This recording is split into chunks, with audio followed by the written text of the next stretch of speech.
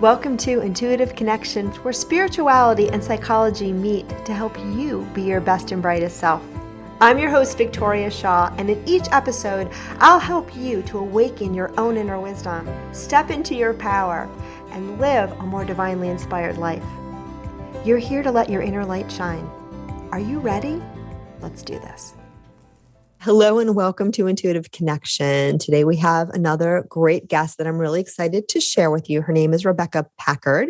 She's an emotion code and body code practitioner, speaker, podcaster, and writer. And she was introduced to me by Laura Powers, who was a guest on our show not so long ago. And I'm just really excited to have Rebecca here and to learn more about you and what you do. Hi, I'm really excited to be here. I'm so excited to share and to talk and to connect with everyone. I love when people are open to getting in tune with themselves and their energy. So this is really great that your community is like, we're waking up or we are like on our journey. So it's fantastic. Yeah, I think of awakening for most of us as a journey, right? It can be a discrete event sometimes, and it can have discrete events along the way. But I think if you're in a body, for the most part, most of us, it's a continuing process. But I do feel like a lot of the people that tune into the show, maybe all of the people that tune into the show, and probably yours too, are far along on that process and doing it with more consciousness and more awareness, for sure. Yeah. So tell me a little bit more about emotion code and what drew you to doing that kind of work. Okay. Yeah. Emotion code is really amazing. It's using a lot of different practices in the space of kinesiology, and we work in meridians, and we work with negative emotions and frequencies, and just like finding them and plucking them out and alchemizing them and getting rid of them.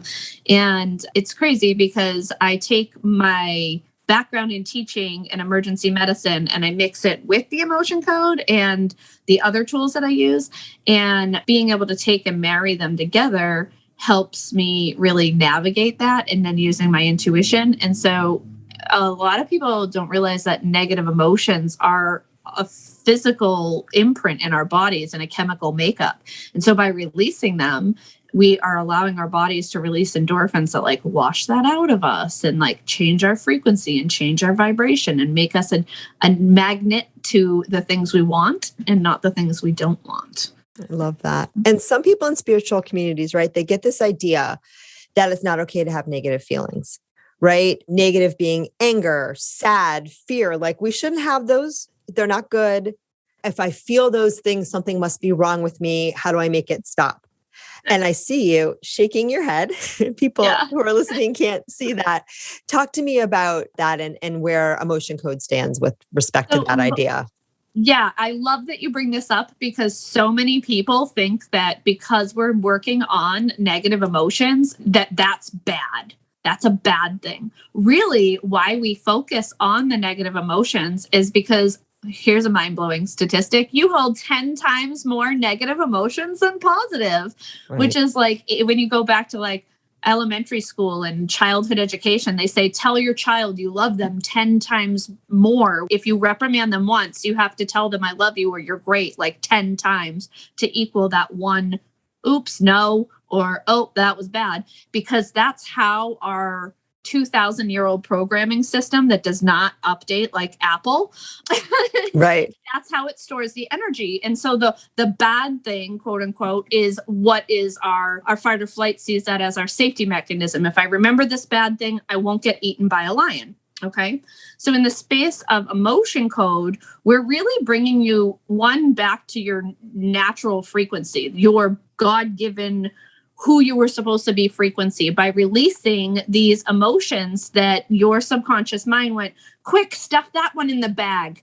Oh, quick, that one matches that one. It must keep us safe too. And we're like, no, we don't need that. But like, if you're a human and you're in a meat suit, which if you're listening to this, you are, you've chosen this journey to be like, let's see what Earth can do for me.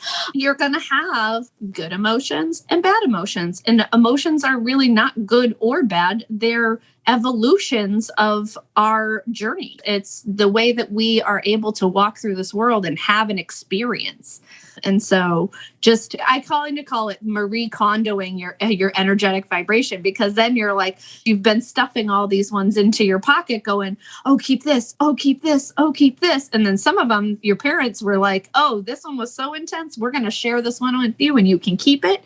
And so now it's like going through all of that with the emotion code and going, yeah, no, we don't need that. Let's get rid of it. Oh, no, we don't need those. We don't need those old pants either. Let's get rid of them. And I think you make the point too, that so much of this is unconscious. Yes. Right? We pick it up unconscious, we sponge it in, and we learn about ourselves. We learn mistruths about ourselves and how the world works. And it becomes our operating system. It becomes the way that we experience the world. And I feel like personally, modalities like emotion code and body code, what they do is they help us become conscious of these. And really, to me, that's the whole awakening journey, is becoming increasingly conscious. So as you see that programming and as you become aware of it, it releases on its own. I know that there's some mumbo jumbo that you do and it's super helpful, but for me, it's the consciousness is the piece that I think is so helpful, because most of this, we're not actually feeling our anger. We're not actually feeling the fear. We're not even aware of this programming. It's just gone into us unconsciously. And now it's become who we think we are. Yeah, absolutely. Especially with, you look at the way that we are made up as a physical person. We have societal imprints. We have family dynamics. We have social structures that we are completely unconscious to that take place. And now we have entertainment. Like, you're walking around with a telephone, which is now not a telephone. It's a streaming something constantly that's a program that's being put out, and you're tuning in or tuning out. And then people have televisions that are constantly running, and you're picking up information everywhere. And a lot of people, when they are in question of who they are, or they're disconnected from what they believe in and who their truth is, will go, well, that's who I am today. Right. That's me. Oh, that's me. And they start to put these other things onto them and go, oh, okay. And we're taught so many times, it's only right in this generation, and maybe a little bit if you were lucky to have a parent who is opening up, where it was okay to be like, oh, I'm going to have a rage moment. It's okay. I'm going to go to a safe place and I'm going to express my emotions, and that's okay. Because prior to that, it was stuff it down, just be stone.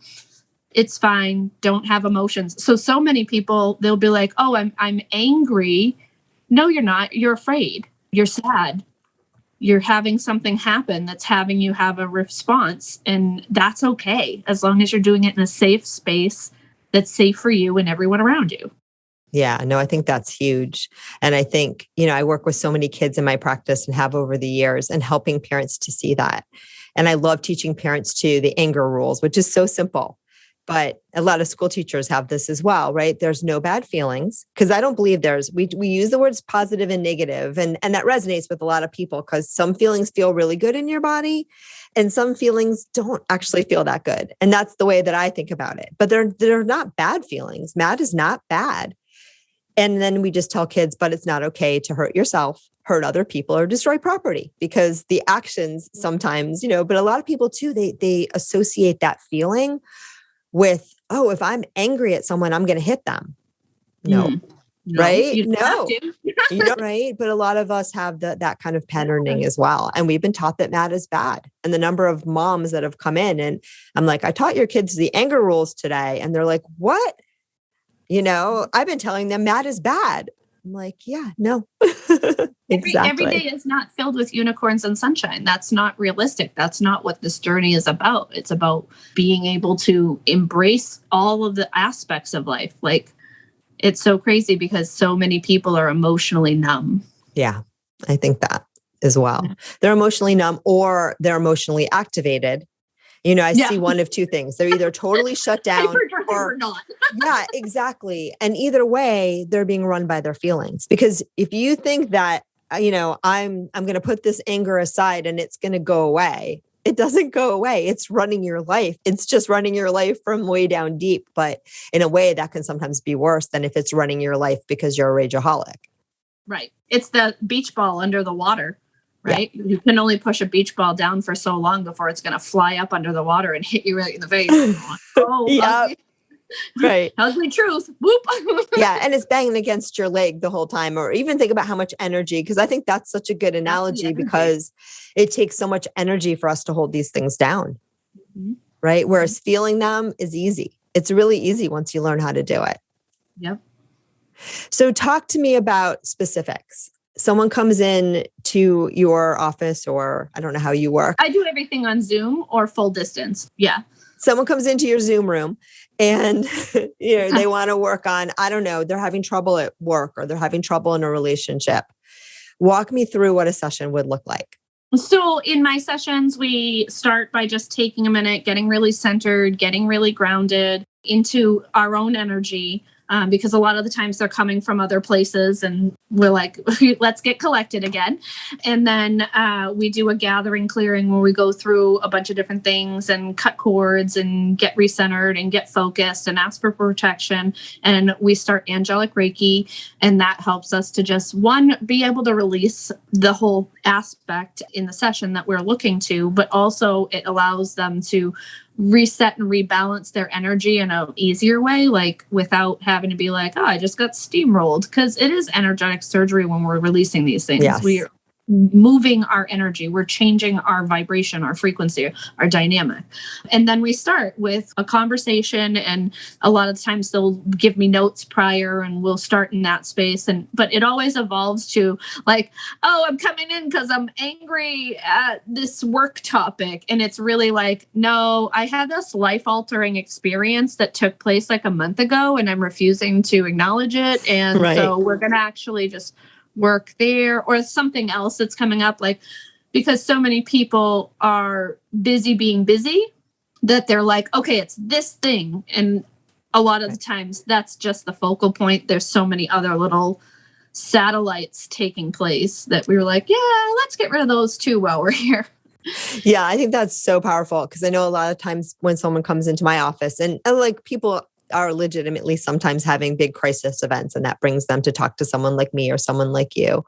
But a lot of times too, what the guides will show them is something completely different than what they thought that they wanted to work on. I mean, I'll have people come with notes and they'll be like, well, this doesn't always happen, but we didn't get to any of my notes today, but boy, that was helpful.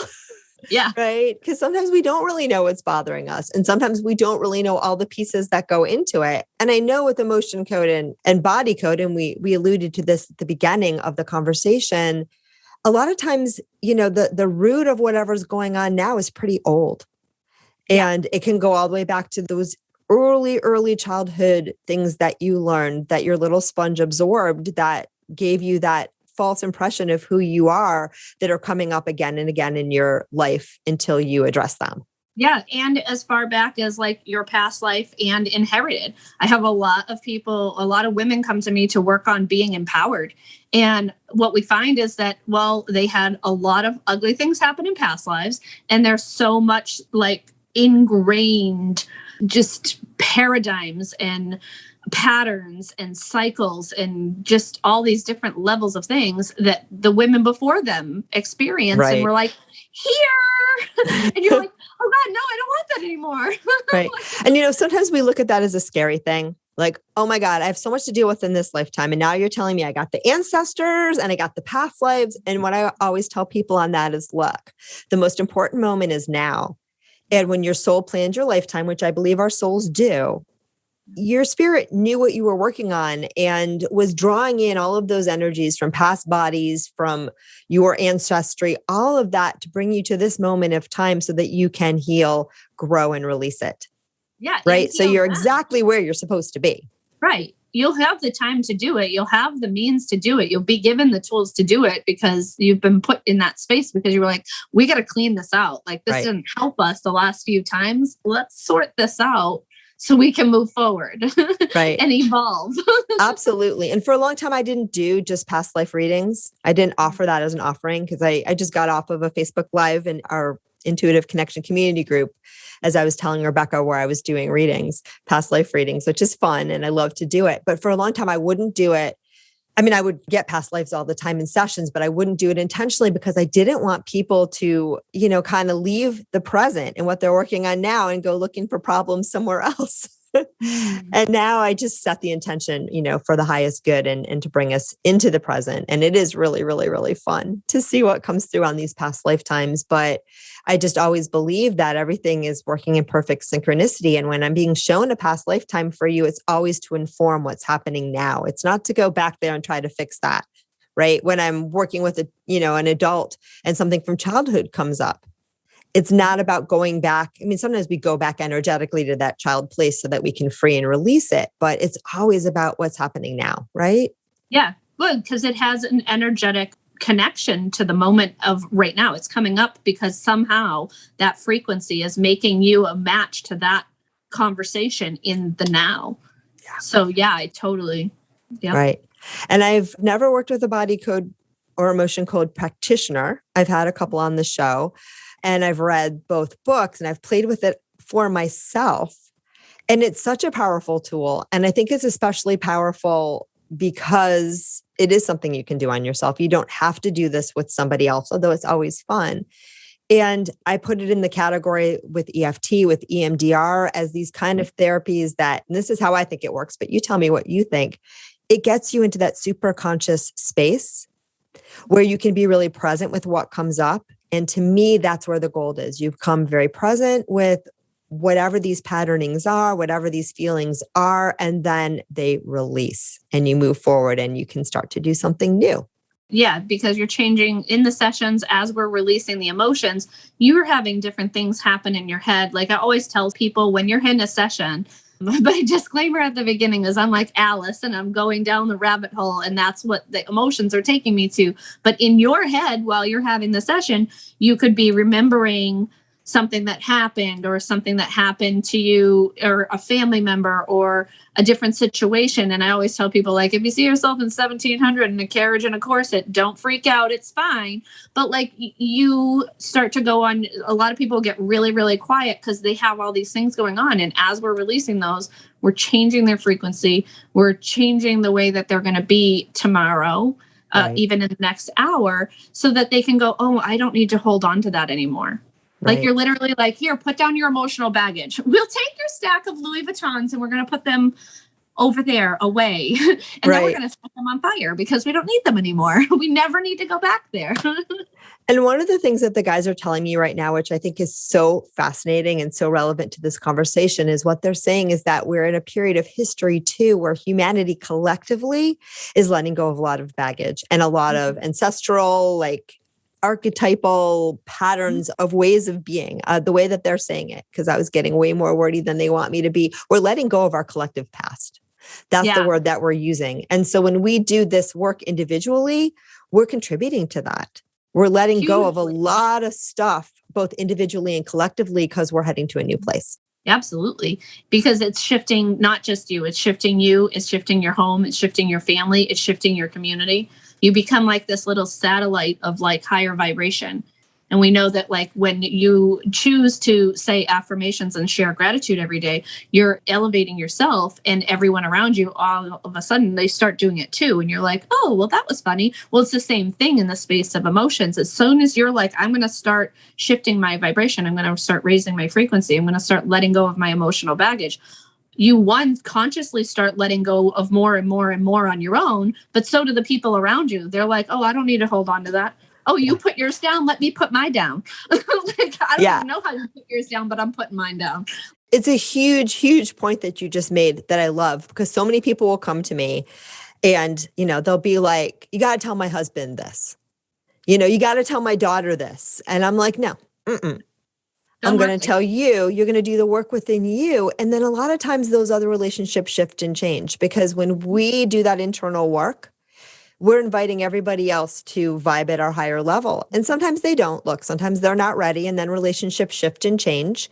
Or right. It's absolutely okay, because your only responsibility is to walk your own path. You are not responsible for anyone else's. Even if you do what Rebecca and I do, we're not responsible for your path. Nope. Nope. Just ours. And then, however we are being called to serve on our own path may benefit you. But it's really important when we do our own internal work, we are inviting other people to do theirs too. We're not forcing, we're not pushing, and we can't do it for that reason because that's cheating. But it does work a lot of times, and it's huge. And even if it doesn't get the people closest to you, which it very well might, you're helping the collective, because at the end of the day, we're all connected and we're all just one thing. And when you address an issue or work through something in your life in a magical and joyous way, you are then creating that sort of energetic vortex, energetic pull for other people that have that same issue activated in some way in their space. They are feeling that, even if they are a million miles away from you, they are feeling that too. And you are giving them a little energetic assist, whether you realize it or not. Yeah, absolutely. And that's the other thing. It's like we have this silent vibrational conversation that's always happening around us. And I always tell people about, oh, well, are you having a ping pong conversation? So if you're having an aggressive conversation or you're having a really emotional conversation, something in you is being triggered by that person's silent vibrational conversation. And then you're triggering them and then they're triggering you. And so like just picture two people standing, hucking ping pong balls going boop, boop, boop, boop, boop, boop. And the second that you disengage, the second that you become the conscious person in the conversation and shift your energy and release those emotions, that conversation can't take place anymore. And so when you're doing that in your healing, you're going, oh no, universe, we're not doing that no more. Right, exactly. And you're pulling your dysfunction out of the mix. Yeah, you take and you go, no, I'm going to be the conscious creator now. Congratulations. Yeah. Thank you. We're going up another level. We're going up another level. Exactly. And the other thing is, you don't have to do this for anyone but yourself, right? Because life gets better, life gets easier, life gets more joyous, and it's fun. It's fun, right? So fun. You know, I think some people too that either do the work that we do or are drawn to the work that we do. And sometimes even yours truly has to remember this is not the case. You know, you are not an endless problem to be solved. It's not endlessly dumpster diving for what's wrong. It's just about, you know, being mindful of the energy and being increasingly more present. And these tools can sometimes help you to do that. Yeah, because the other thing is like, there's nothing wrong with you if you choose not to do anything. Like you are on your journey. You are doing your thing. But one of the ways that I came to this was I wasn't happy where I was. I wasn't happy living the life that I was living because I was in pain constantly. And so it was like, okay, well, I have to do something to change this so I can live. And then that's how I ended up going, oh, okay. And then I got deeper into it because I was like, I have a lot of dynamics in my family that are destructive and I don't want my children to have to deal with those. So I was like, I want to lead a legacy life. So now that's what led me to where I am now. And if you're not doing that, that's okay. And if you are doing that, then fantastic. It's different for everybody. Yeah, no, absolutely. And I think that pain, discomfort, unhappiness can often be a powerful catalyst for people to move forward and to start to do this work and start to be more empowered. My point was just that it's not the only way. Yeah. And that some people listening to might, because I think sometimes I'm like, I can be a little bit of a self-improvement addict, you know, like I'm always looking for the next, because it's so fun to find that next problem to solve, but you're not a problem to be solved. And all of these things are in service of you learning more about your own inner wisdom, your own inner joy and your own inner divinity and flowing more with that. And I think when you go into anything with that energy, it's golden. Yeah, true. Yeah. I think if you're going to be an addict, a self-improvement addict is like the best one to be. Yeah. But you know, it can get old. Sometimes but it can get a little crazy. Yeah, at a certain point. Yeah, I'm good. But again, in a certain sense too, right? As we said at the beginning of the episode, we're on an awakening journey and that journey is constantly unfolding. So there's always more fun to be had, but it can be fun too. It doesn't always have to be motivated with, oh, I'm so miserable. But if you are miserable and you're looking for support, that is fine too. That's a beautiful thing. And that's what we're both in the business of helping people with, I'm so sure. Yeah. All right, let me see. Talk to me about where does intuition fit into all of this? Because I know with body code and emotion code, I feel like both of those modalities are actually really ripe for helping people to tune into their own inner wisdom. But I'd love for you to speak a little bit about that a little bit more. Yeah. So in every session, I use my intuition. A lot of the times that's why I say like, I'm like Alice chasing the carrot because it's always about my intuition. That's how I just go, okay, use me as the tool. Let's move forward. What is going to help this person with the thing that they're coming to me the most with, that they want to solve? Show me what really that is. And that's how we end up they're like, oh, well, this is what's going on. And then we end up over in left field because intuition goes, oh, I know you think that was what the problem was, but really it's over here. And so just listening and being open to not needing to be right or not needing to know what the answer is. Because I never know what the answer is. I'm just like, okay, lead me. Let's do this. Let's get some clarity for those involved. And there we go.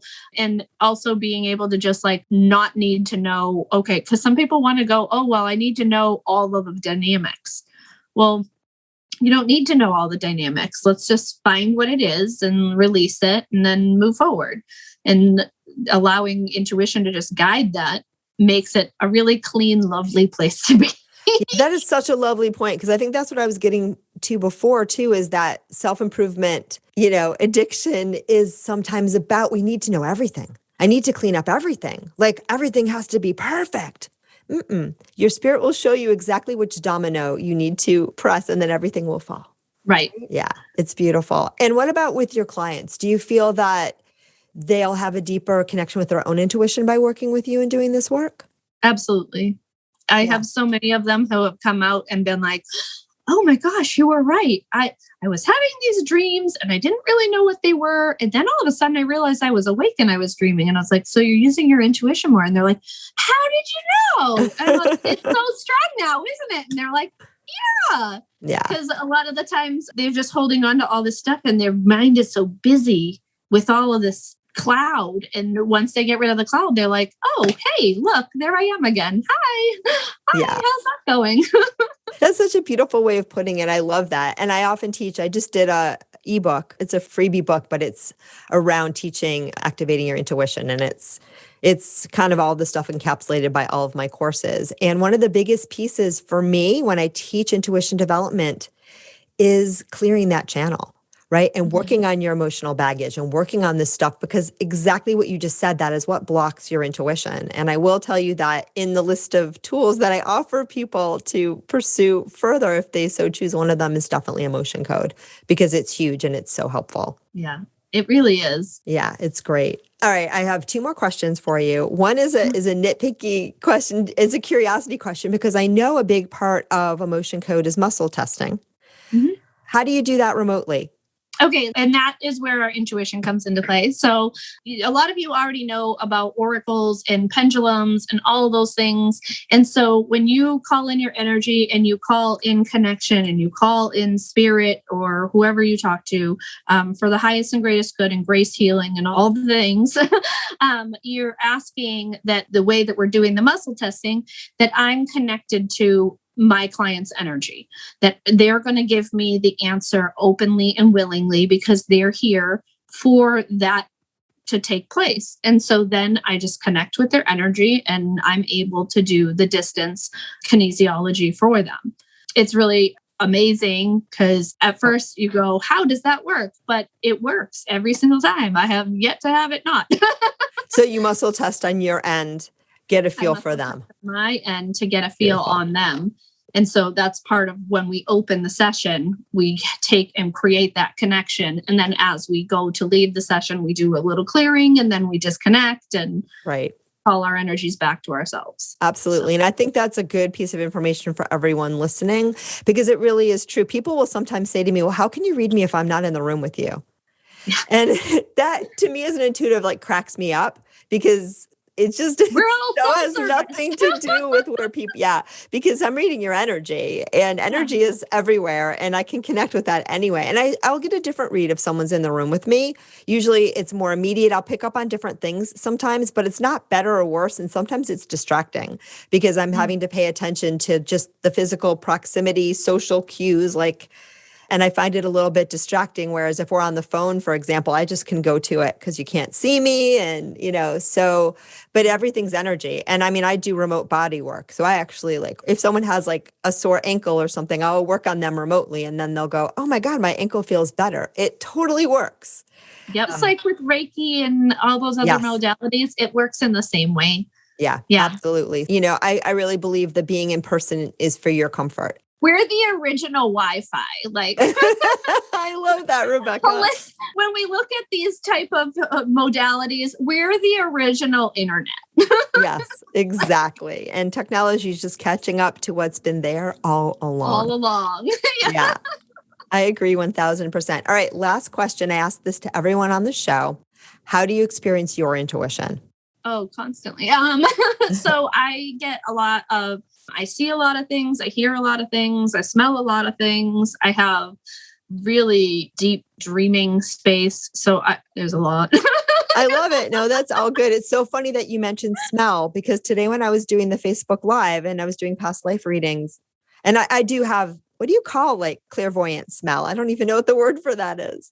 I don't even remember. Yeah, I don't know either, but I have it. I smell things for people all the time. And that's not the most common one to have, but it was all over the place today. Like every past lifetime, I'm like, I smell a storm coming on. I smell the fire. So I wonder if I was unconsciously tapping into your energy. It's so funny because I don't usually, it's not usually a primary, but today it was really strong for me. So it's so funny that you bring it up. Smells is a big one. And then just hearing and seeing. Right. Yeah. It's just like, sometimes I'm like, you really did?